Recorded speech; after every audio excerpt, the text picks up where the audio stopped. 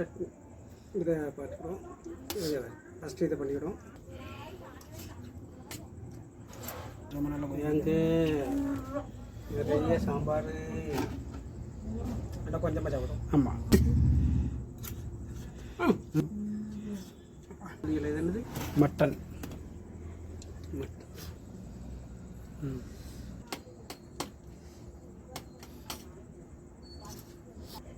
இது போர் கறி எவ்வளோமா? போர் கறி கறி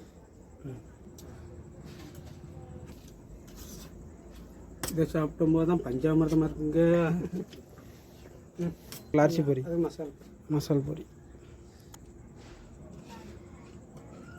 உருண்டாய், வெஜ் கோலா உருண்டாய், அதில் சட்னி போட்டு அப்படி வச்சு ஒரு கடி.